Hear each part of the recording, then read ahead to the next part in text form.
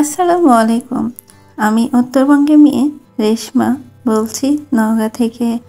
আমার daily blog channel village ফ্লেভারে আপনাদের সবাইকে স্বাগতম। কাছে এবং দূরে, দেশ এবং দেশের বাহিরে যে যেখান থেকে আমার আজকের ভিডিওটি দেখছেন সবাইকে অসংখ্য ধন্যবাদ। আশা করি আল্লাহর অশেষ রহমতে সবাই ভালো আছেন। আমিও আলহামদুলিল্লাহ ভালো আছি। এই মুরগিগুলোর যে ফুটেজ দেখলেন সেগুলো সব মুরগি, এখন আর একটাও নেই। এই ভিডিওটা আমি রেখে দিয়েছি স্মৃতি হিসাবে। আসলে খুব খারাপ লাগে মাঝে মধ্যে, মুরগিগুলো কত যত্ন করে বড় করেছিলাম, অথচ একটা মুরগিও খাওয়ার ভাগ্য হলো না। তো যাই হোক, রিজিক বড় জিনিস, রিজিকে ছিল না যার কারণে খেতে পারিনি। তো আজকে কিন্তু একদম কুয়াশাচ্ছন্ন একটা দিন, নিয়ে সারাদিনেও রোদ ওঠে নাই, আর এত পরিমাণ ঠান্ডা। উত্তরবঙ্গে তো এমনিতেই ঠান্ডা বেশি, এটা আমরা সবাই জানি, কিন্তু এবার আমাদের নওগাঁ জেলায় সবচাইতে কম তাপমাত্রা বিরাজ করছে বর্তমানে। আসলে কি বলবো, একদিনেই হুট করে যেন অনেক ঠান্ডা পড়ে গেছে। তো যাই হোক, কিছুই করার নেই, শীতের সময়টা এরকমই, হয়তো কয়েকদিন এরকম থাকবে। তো আমার বিজনেসের ওড়নাগুলো ধোয়া বাকি ছিল, এখন যে কয়দিন না আবার ভালো রোদ উঠতেছে সে কয়দিন পর্যন্ত অপেক্ষা করতে হবে। তো কিছুই করার নেই। আর এখন তো সামনে আসলে ওইরকম ঈদ বা পূজা কোনো অকেশন নেই, তাই 2-4 দিন লেট হলেও আসলে খুব একটা সমস্যা হবে না। তো যাই হোক, শীতের সিজন, আর আজকে যেহেতু অনেক ঠান্ডা, পিঠা পানি খেয়ে দিন পার করছি। অনেক মজার মজার খাবার আজকে খাওয়া হয়েছে আলহামদুলিল্লাহ। যদিও ব্যস্ত, তারপরেও আসলে সব কিছুর মাঝেই করতে হচ্ছে, কিছু করার নেই। মেয়ের পরীক্ষা চলছে, তো মেয়ে গতদিন বায়না করছিল যে কোনো পিঠা যেন ওকে বানিয়ে দিই। তো কালকে এত পরিমাণ ব্যস্ত ছিলাম যে আসলে আর এনার্জি হয়নি যে পিঠা বানাই, কারণ যে কোনো পিঠা বানাতে গেলে অনেক ঝামেলার ব্যাপার। তো লালি গুড় নেওয়া হয়েছিল, তো সেটা দিয়ে সকালের নাস্তায় পাতলা পিঠা করেছি। তারপরে মেয়েকে কিন্তু পরীক্ষা দিয়ে নিয়ে আসার পরে আমি এই হাত সেমাই পিঠা বানাচ্ছিলাম। আর এই পিঠা বানাতে কিন্তু অনেকটাই সময় লাগে, বসে বসে বানাতে হয়।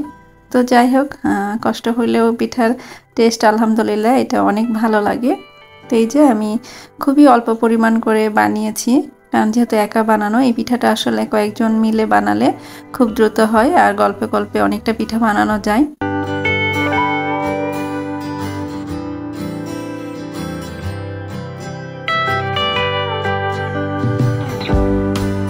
তো এখানে দুধ জাল করে নিয়েছি, এখন পিঠাগুলো আমি ছেড়ে দিব। আর পিঠার মধ্যে কিন্তু আমি 2টা সাদা এলাচ, 2 টুকরা দারচিনি আর একটু নারকেল দিয়েছিলাম, কোরানো নারকেল।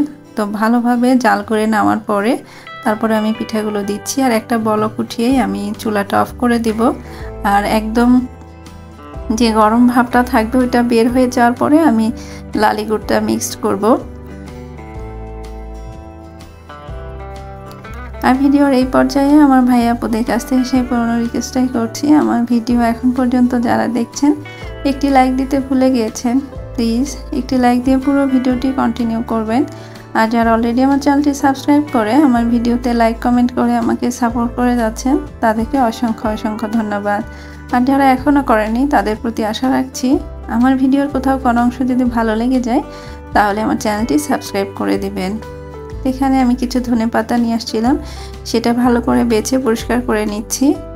তাছাড়া দেখা যাবে যে পচে যাবে, 2-একটা পাতা হলুদ হয়ে যায়, ওগুলোর সাথে রাখলে ওগুলো পাতা পচে গেলে এই ধনেপাতাগুলো নষ্ট হয়ে যায় খুব দ্রুত। আর বেছে রাখলে 5-6 দিন খুব ভালোভাবেই ব্যবহার করা যায়। যদিও এখন ধনেপাতার সিজন, খুব বেশি করে কিনতে হচ্ছে না, অল্প করে কিনে 3-4 দিনে শেষ হয়ে যাচ্ছে। আর আমি ধনেপাতা লাগিয়েছিলাম, কেন জানি না গাছ ওঠেনি, হয়তো বীজগুলো নষ্ট ছিল। আর এখন যে পরিমাণ কুয়াশা, রোদ উঠলে আবার লাগাবো ইচ্ছা আছে। তো কিছু কিছু গাছ খুব সুন্দর হয়েছে, আবার কিছু গাছ একদম ওঠেইনি। গাজরের গাছগুলো খুব ভালো উঠছে, তারপরে শলুক পাতার আর খুড়া, যেটা ডাঁটা বলি আমরা, ডাঁটা আর হচ্ছে পালং শাক, ধনে, এই 3টা গাছ ওঠেনি। আর ফুলকপি পাতাকপির গাছগুলো আলহামদুলিল্লাহ ভালো হয়েছে, কোনো এক ভিডিওতে আপনাদের সাথে শেয়ার করব। আর যেহেতু কুয়াশাচ্ছন্ন দিন, বাইরে আসলে একেবারেই রোদের ছিটাফোঁটা নেই, তো লেপ কম্বলের মধ্যে বসে বসে শুধু এটা সেটা খেতে মন চাচ্ছিল। তো দুপুরেই আমি খিচুড়ি রান্না করেছিলাম, যেহেতু সিমাই পিঠা বানাতে অনেকটাই সময় চলে গেছে। তো আমি একটা চাটনি করে নিয়েছিলাম আর ডিম পোস্ট, কোনো ঝামেলায় যায়নি। তো আলহামদুলিল্লাহ ওটাও খেতে বেশ ভালো লেগেছে। আর এখানে আমি দুপুরেই ডালটা ফ্রিজ থেকে নামিয়ে রেখেছিলাম। এখানে খাসারির ডাল, তারপরে মসুর ডাল আর চাল মিক্সড করে আমি ব্লেন্ডার করে তারপরে ফ্রিজে সংরক্ষণ করে রাখি। কারণ এই ধরনের খাবার হুটহাট খেতে ইচ্ছে করে, তখন দেখা যায় যে অলসতা লাগে, ডাল কখন ভিজাবো, কখন ব্লেন্ডার করব। আর এইভাবে বেশি করে করে রাখলে দেখা যায় যে 3-4 দিন অনায়াসে খাওয়া যায়। তো এখানে যেহেতু ধনেপাতার সিজন, আর এই ধরনের পাকোড়াতে ধনেপাতা কিন্তু অসম্ভব মজা লাগে, তো আমি একটু বেশি করেই দিলাম। আর গাছের পাকা মরিচ দিয়েছি, আর পেঁয়াজটা অল্পই দিয়েছি, কারণ হচ্ছে যেহেতু ধনেপাতা বেশি দিয়েছি, পেঁয়াজ বেশি দিলে আবার ডালের পরিমাণটা কম হয়ে যাবে।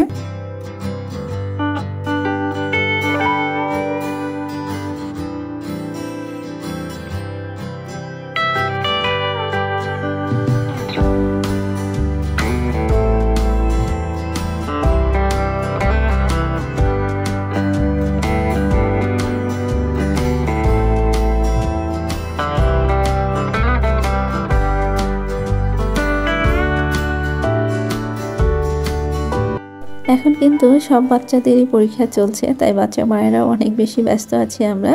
আর পরীক্ষা শেষ হলেই কিন্তু বেড়ানোর প্রস্তুতি চলবে সবার। কেউ যাবে নানুর বাসায়, কেউ তো দাদুর বাসায়, আবার কেউ যাবে পাহাড় দেখতে, তো কেউ যাবে সমুদ্রে। আসলে ডিসেম্বর এই মাসের অপেক্ষায় থাকে অনেকেই, লম্বা একটা ছুটি পাওয়া যায়, তখন সবাই চায় আপনজনদের সাথে সময় কাটাতে বা দূরে কোথাও ঘুরে আসতে। এই যান্ত্রিক জীবনে আমরা অনেকটাই ব্যস্ত, বিশেষ করে বাচ্চা স্কুলে দেওয়ার পর তো আসলে চাইলেও কোথাও যাওয়া যায় না, বাচ্চার মায়েরাও গৃহবন্দী হয়ে পড়ে। তো এই সময়টা আসলে সবাই উপভোগ করতে চায়।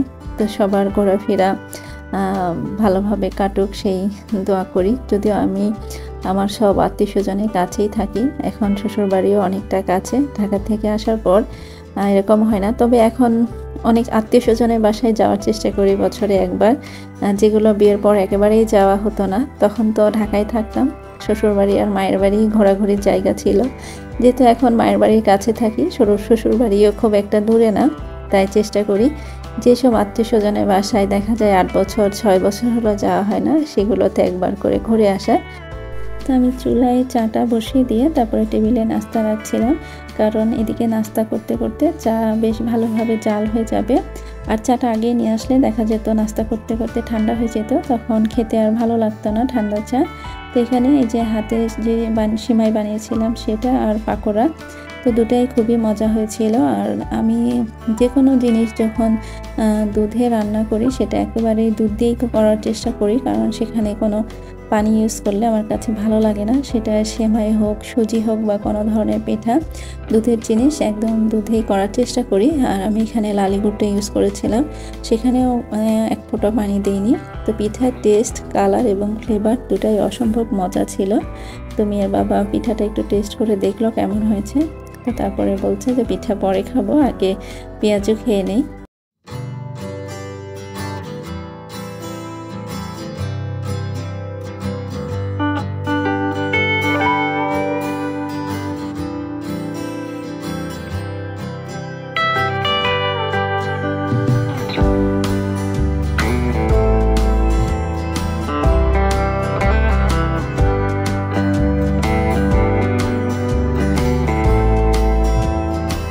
নাস্তা খেতে খেতে আপনাদের সবার কাছ থেকে বিদায় নিয়ে নিচ্ছি।